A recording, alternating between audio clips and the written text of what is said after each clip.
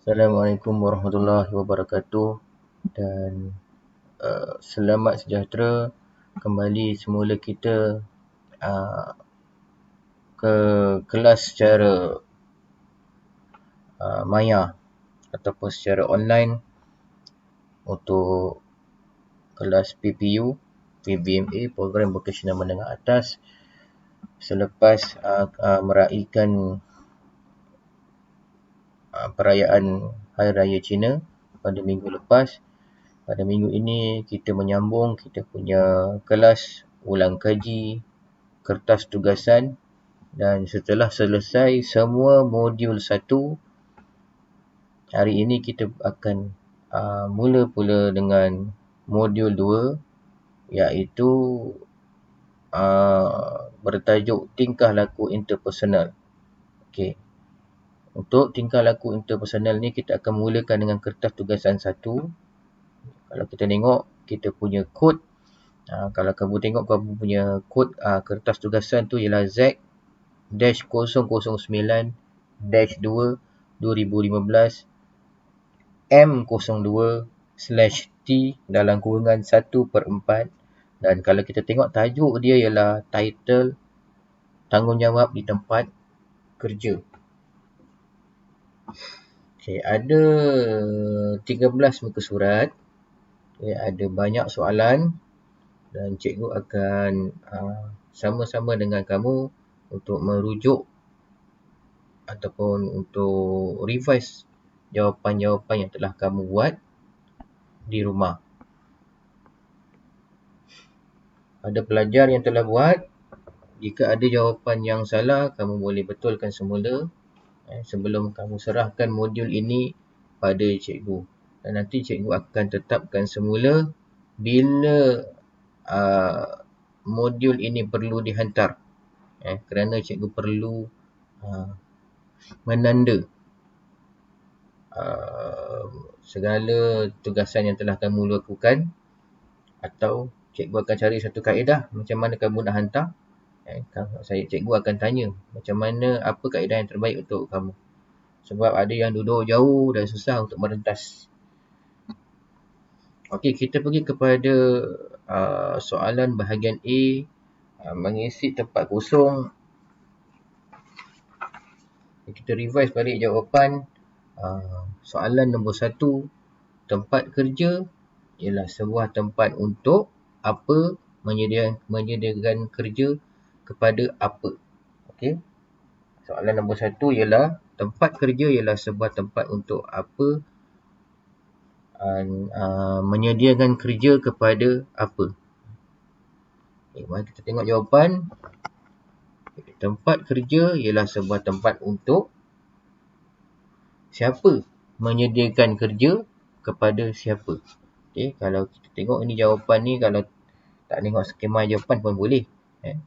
Kalau kita tengok soalan, tempat kerja ialah sebuah tempat untuk majikan.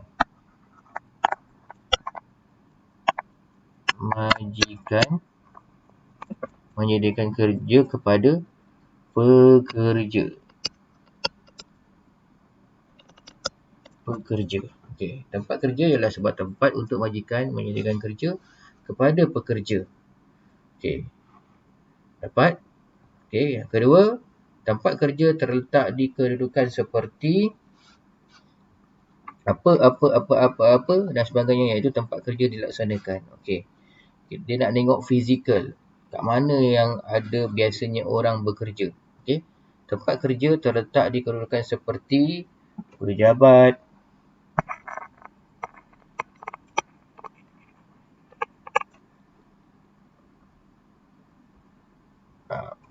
tempat pembuatan,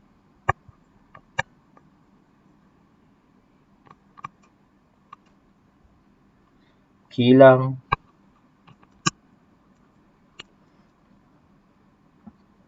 kawasan penyimpanan,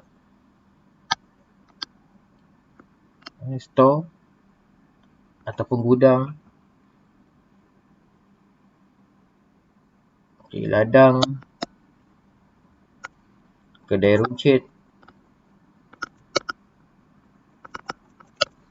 pasar raya, Itu tempat bekerja.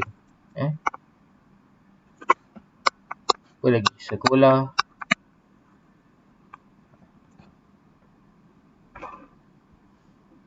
Hospital.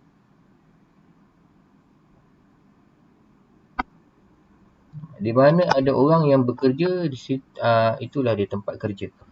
Jangan bila kata tempat kerja industri saja, tidak. Dia tidak termaktub pada industri saja. Mana ada orang bekerja, di situlah dia kata tempat kerja dilaksanakan. Soalan nombor 3, seorang pekerja dengan disiplin yang baik akan apa pada matlamat dan apa untuk menyiapkan tugasan. Seorang pekerja dengan disiplin yang baik akan menumpukan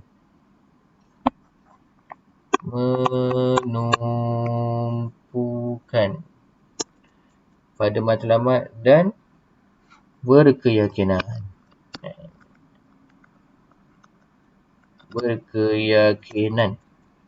untuk menyiapkan tugasan.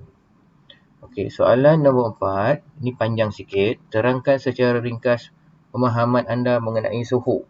Okey.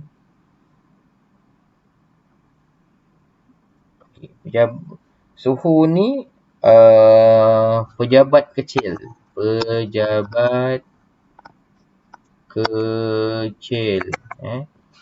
Kalau pejabat kecil ni ada kelengkapan lah. Kelengkapan seperti internet. Yang paling penting internet. Kalau kita tengok sekarang ni work from home. Macam cikgu ni mengajar korang di rumah, inilah dikatakan pejabat kecil cikgu. Tapi boleh bersaing di peringkat global. Walaupun duduk di pejabat kecil, menggunakan internet yang ada, kemudahan internet, teknologi seperti laptop dan sebagainya. Jadi boleh buat, boleh hantar email. Kemudian boleh buat secara jualan online. Pemasaran secara online.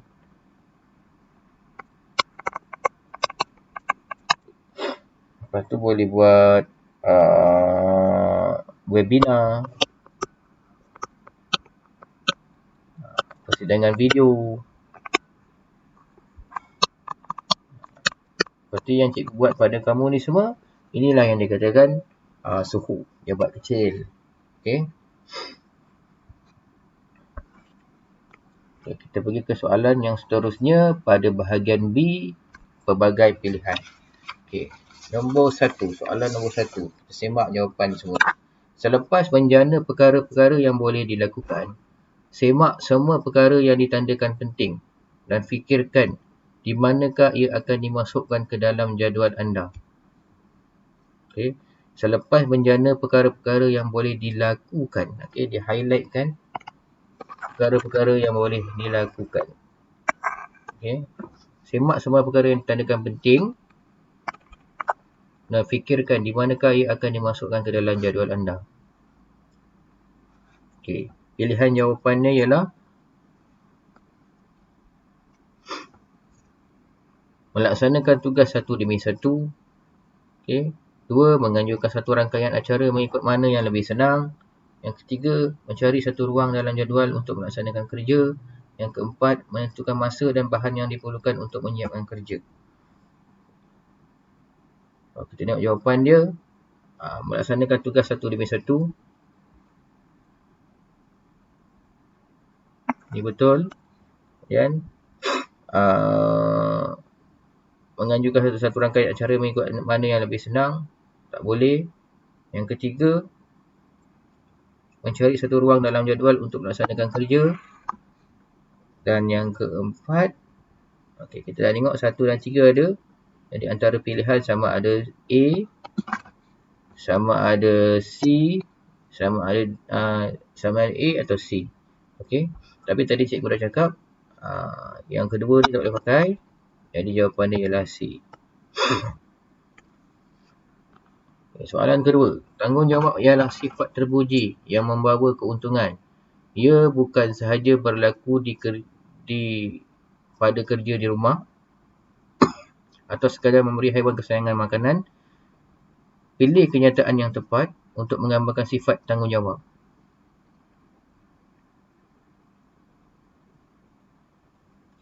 Okey, soalan jawapan nombor 2, adakah tanggungjawab itu ialah terima semua tugas? Tahu tak tahu terima sahaja. Boleh tak boleh terima sahaja. Itu bukan menggambarankan tanggungjawab lah. Okey. Kemudian beri tugas kepada rakan-rakan. Itu tak bertanggungjawab. C. Pilih tugas yang mudah dan selesaikannya. Pun tak bertanggungjawab juga. Yang susah bagi kat orang lain.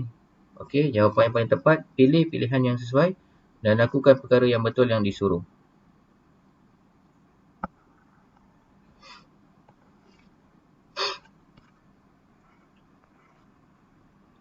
Okey, soalan nombor 3. Apakah yang dimaksudkan dengan rutin? Okey. A.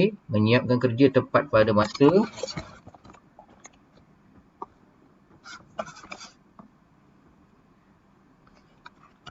B. Siapkan semua kerja untuk hari tersebut. C. Pilih tugas yang betul dan selesaikannya. D. Tetapkan tugas yang perlu disiapkan setiap hari atau dari semasa ke semasa dan selesaikannya.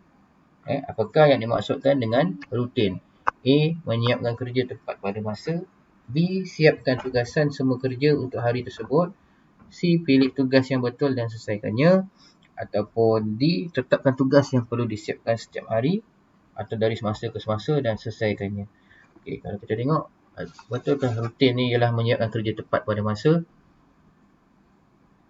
Tidak juga. Okey. Adakah rutin ni siapkan semua kerja untuk hari tersebut?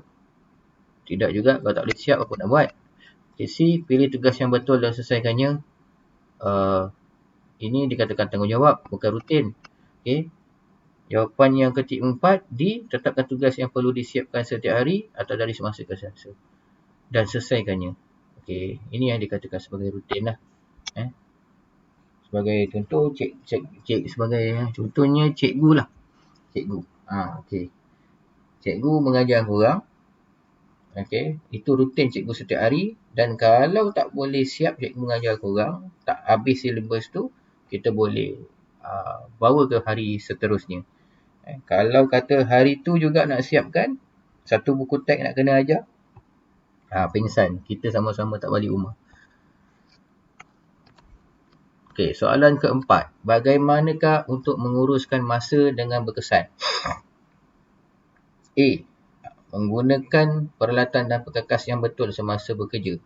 Okey, kita tengok pada masa. Okey. Menggunakan peralatan dan perkakas yang betul semasa bekerja. Tidak juga.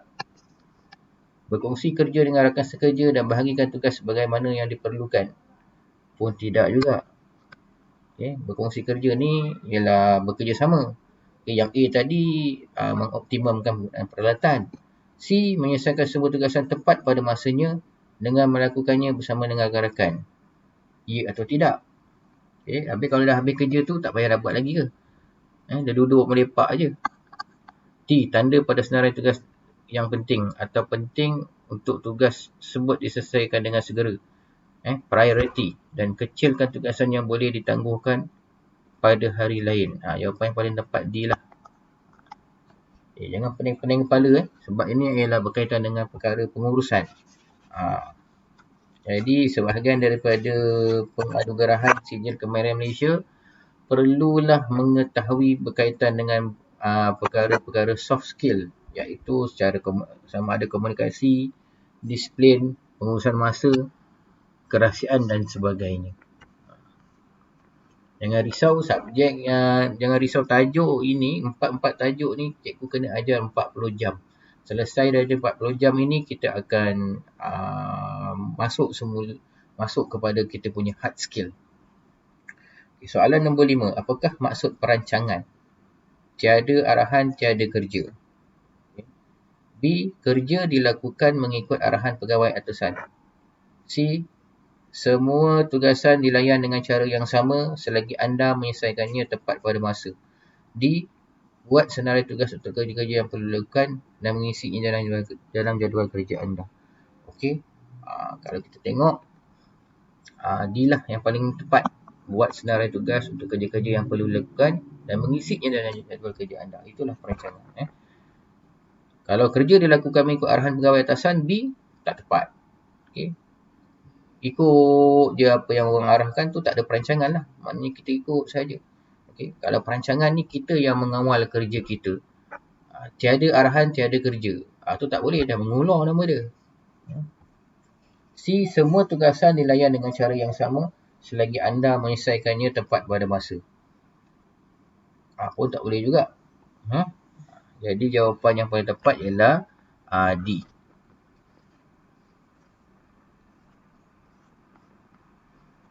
Okey, berikut ialah kriteria untuk seorang pekerja yang mempunyai semangat kerja berpasukan yang tinggi.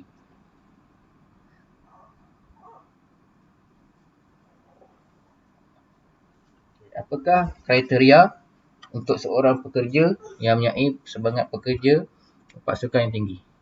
Kriteria. Okey, kriteria pekerja untuk semangat kerja berpasukan yang tinggi. Okey, apakah ciri-ciri dia? Okey, pilihan jawapan yang pertama ialah menyampaikan produk yang berkualiti. Okey, menyampaikan produk yang berkualiti. Okay. Yang kedua, bekerja dengan penyeliaan yang tinggi. Dan yang ketiga, membantu pasukan untuk mencapai matlamat. Yang keempat, menghargai dan membantu kerja-kerja ahli pasukan. Kalau kita tengok yang ketiga dan yang keempat ni antara yang tepat lah. Okay, kalau kita nak buang, pilihan jawapan B dah boleh buang, A pun dah boleh buang. Okey. Untuk jawapan C sama ada C ataupun D. Okey, dua bekerja dengan penyeliaan yang tinggi. Okey, yang C yang C 1, 3 dan 4 menyampaikan produk yang berkualiti. Okey, bekerja dengan penyeliaan yang tinggi tu tak adalah kerja semangat berpasukan. Okey. Jadi pilihan kita ialah 1, 3 dan 4. Jawapannya C. Okey, soalan nombor 7. Anda tidak mempunyai peralatan yang diperlukan untuk pekerjaan anda. Okey, tak ada peralatan. Okey. Tidak ada peralatan. Dan keadaan ini boleh menghalang anda untuk mencapai matlamat yang digini. Sila nyatakan sumber yang dapat membantu anda dalam mencapai matlamat. 1. Meminjam daripada orang lain. Okey. 2. Menggantikan dengan alat yang berbeza. 3. Mencari barang-barang alternatif yang boleh digunakan. Yang keempat, membuat permintaan dengan serta-merta untuk membeli peralatan. Okay. Anda tidak mempunyai peralatan yang, kalau kita tengok semula soalan, anda tidak mempunyai peralatan yang diperlukan untuk pekerjaan anda. Dan keadaan ini boleh menghalang anda untuk mencapai matlamat yang diingini. Sila nyatakan sumber yang dapat membantu anda dalam mencapai matlamat. Kalau kita tengok pilihan, jawapan nombor 1, meminjam daripada orang lain. Okay, situasi dia ni ialah di tempat kerja. Kita nak selesaikan satu kerja, kita pinjam peralatan daripada orang lain. Boleh tak baik? Boleh. Kalau kita pinjam peralatan daripada orang lain, okey, orang lain tak boleh kerja. Orang lain tak boleh bekerja. Jadi jawapan ni tak boleh diterima. So, kita terus ambil jawapan yang tepat ialah 2, 3 dan 4. Okay, 2, 3 dan 4. Tak payah tengok lagi.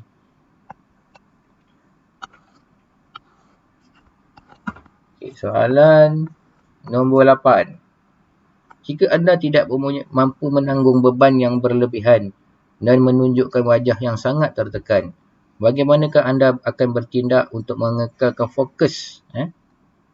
Mengekalkan fokus anda dan menyiapkan pekerjaan dengan jayanya. Okey. Jawapan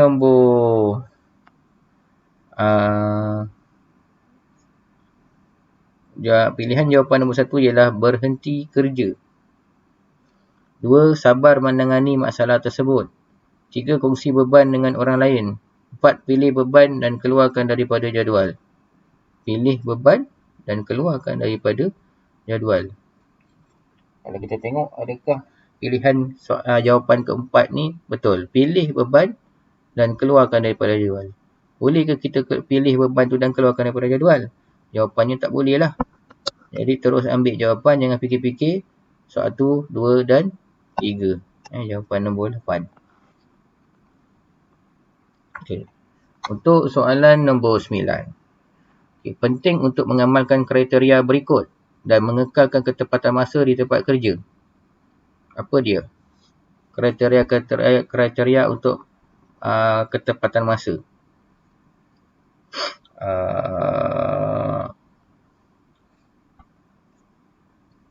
Rasa hormat.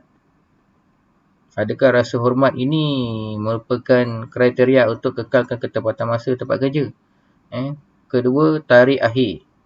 Tarikh akhir dapat memanglah. Tarikh akhir ni yang memang kena pilih lah. Yang kedua. 3. Credibility. Credibility juga terlibat dalam ketepatan masa. Kriteria untuk mengekalkan ketepatan masa. Yang keempat, matlamat utama pasukan. Ini lagi satu. Kalaulah kita tak kekalkan masa, duduk dalam satu pasukan tu akan terkesan. Contoh macam satu pasukan bola sepak lah. Ada 11 orang. Kita dijadualkan bermain pada pukul 9 malam. Tiba-tiba goalkeeper tak sampai lagi. Sedangkan goalkeeper telah disenaraikan dalam kesebelasan utama. Jadi, kalau dia tak datang, dah keeper tak ada. Satu masalah. Okey. Jadi, yang jawapan keempat ni pun kita kena ambil. So, jawapan dia 2, 3 dan 4 D.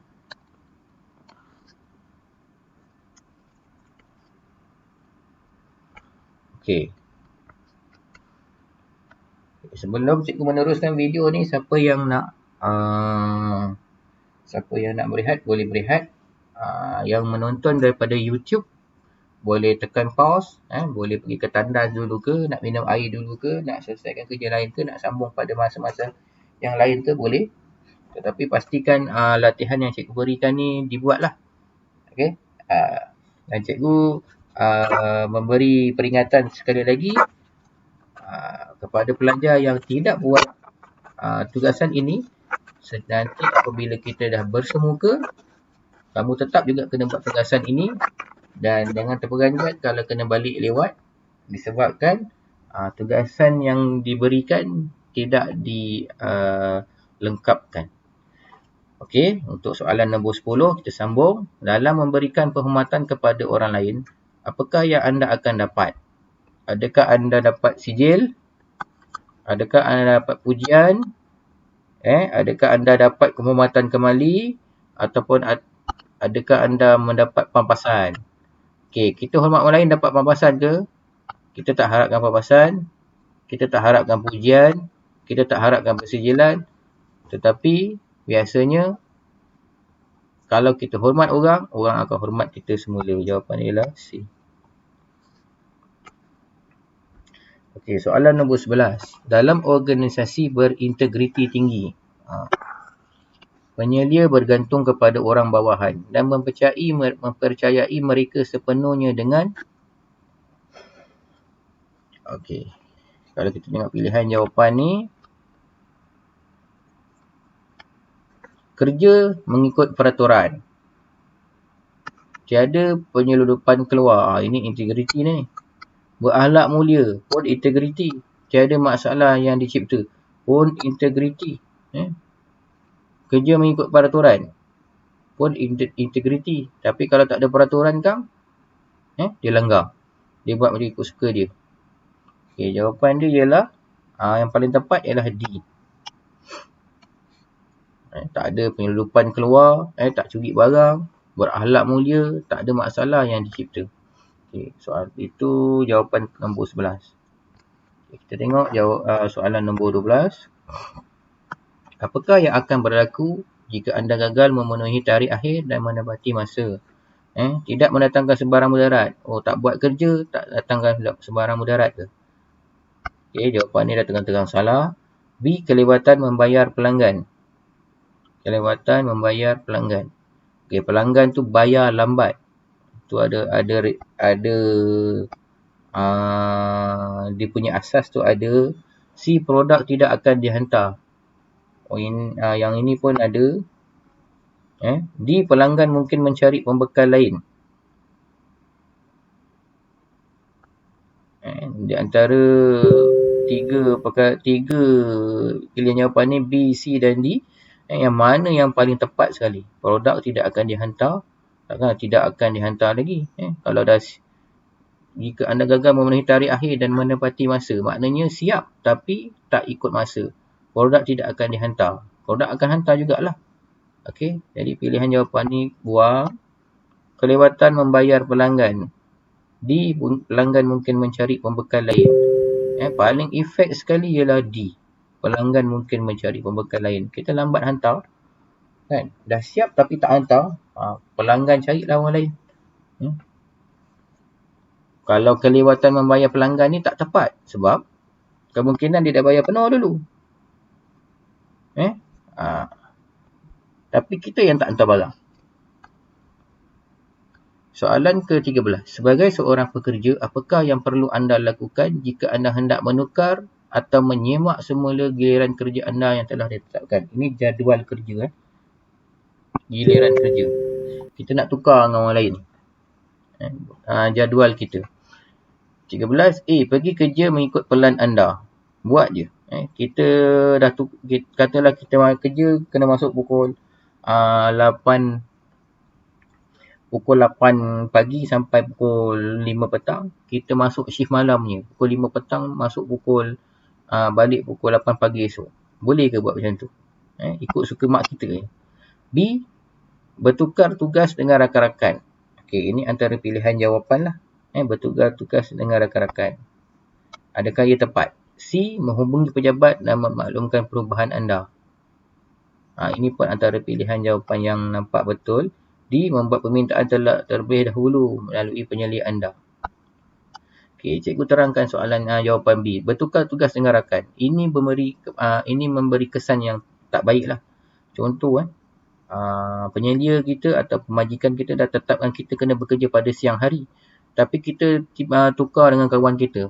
Majikan tak dapat tahu. Kalau berlaku sesuatu kemalangan, siapa yang nak tanggungjawab? Jadi pilihan jawapan B ni salah. Okey, C. Menghubungi pejabat dan memaklumkan perubahan anda. Maklum je pejabat. Pejabat bagi tak bagi, belakang cerita. Yang A tadi tak minta terus buat je. Yang C ni telefon pejabat beritahu saya nak buat. A tak boleh. Saya tak peduli. Ini tak boleh. Jawapan C tak boleh. Jadi jawapan D paling tepat lah. Membuat permintaan terlebih dahulu melalui penyelia anda. Sama ada dapat tak dapat tu belakang cerita. Kena buat permintaan dulu. Sebab pihak majikan atau penyelia dia ada pertimbangan-pertimbangan dia. Dia ada perancangan-perancangan dia. Jadi kita tak boleh suka-suka tukar-tukar. Kita hanyalah pekerja sahaja. Kita kena ikut apa yang telah ditetapkan. Soalan ke-14. Okay, ada ni second last punya soalan. Apakah ciri-ciri yang perlu ada untuk menjadi seorang pekerja yang dipercayai? Menyimpan janji. Beritahu hanya perkara yang benar. Elakkan berjanji jika tidak dapat melaksanakannya. Oh, ini jawapan semua mantap-mantap. 4. Pegang pada janji. Jadi mana yang paling tepat? Beritahu hanya perkara yang benar ni memang betul lah. Elakkan berjanji jika tidak dapat melaksanakannya. Ini pun betul. 2 dan 3. Okey, 2 dan 3. Mana pilihan jawapan yang ada 2 dan 3 kita tinggalkan, dan yang tak ada pilihan jawapan 2 dan 3 kita buang. Jadi kita tengok A dan D. 1, 2 dan 3. Simpan janji. 4. Pegang pada janji. Pegang pada janji, dia laksanakan.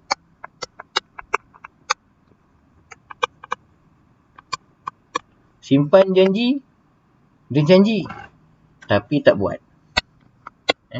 Aku janji nak bayar minggu depan, aku janji. Tapi Sampai sudah tak payah. Jawapan yang paling tepat 2, 3 dan 4. Okay, D. Okay, kita dah pergi kepada soalan yang terakhir. Seorang pekerja yang memiliki tahap integriti yang tinggi menggalakkan hubungan saling percaya dengan A. Rakan-rakan. 2. Pelanggan. 3. Orang atasan. 4. Orang bawahan. Okay. Tengok skop soalan dia. Seorang pekerja yang memiliki tahap integriti yang tinggi menggalakkan hubungan saling percaya dengan 1. Rakan-rakan. 2. Pelanggan. 3. Orang atasan. 4. Orang bawahan. Kalau kita tengok rakan-rakan ni memang tepat. Tapi rakan-rakan ni istilah bukan pada organisasi. Bukan organisasi. Contoh rakan-rakan kita yang kat rumah, yang tak kerja dengan kita, takkan kita ada nak apa kaitan dia dengan kita punya pekerja, dengan pekerjaan kita. Okay. Jadi rakan-rakan ni tak boleh diterima lah. Yang boleh terima ialah pelanggan, orang atasan atau orang bawahan. Tak kira lah dia tu rakan kita atau tidak. Tapi dia bekerja bersama dengan kita. Rakan-rakan ni tak semestinya bekerja dengan kita. Jadi soalan nombor 15, kalau kita tengok jawapan dia ialah D. Okay, jadi telah selesai kita punya revision untuk kertas tugasan. Cikgu akan cuba untuk selesaikan satu minggu satu modul sebelum kita dapat berjumpa bersemuka, dan pada semua pelajar doalah banyak-banyak supaya kita boleh bersekolah semula. Pandemik COVID-19 ni dah berakhir, di mana vaksin pun dah mula nak diedarkan. Sebab cikgu lihat yang paling terjejas ialah korang. Sebab tahun masa tingkatan 4 korang banyak tak belajar. Takut tahun 2021 ni, tingkatan 5 ni pun banyak tak belajar. Kalau macam abang-abang yang periksa SPM tahun 2020, dia dapat belajar full pada tahun 2019. Cuma 2020 sahaja dia belajar tebuk-tebuk. Jadi yang paling bahaya sekali ialah korang, di mana tingkatan 4 kita hanya bersekolah beberapa bulan sahaja, dan tingkatan 5 ni diharapkan korang dapat kembali semula ke sekolah dan kita dapat cover semula mana yang telah tertinggal lah, terutamanya kerja-kerja amali kita. Okay, stay safe, stay strong, keep motivated. Kita akan berjumpa pada kelas yang akan datang. Assalamualaikum dan terima kasih.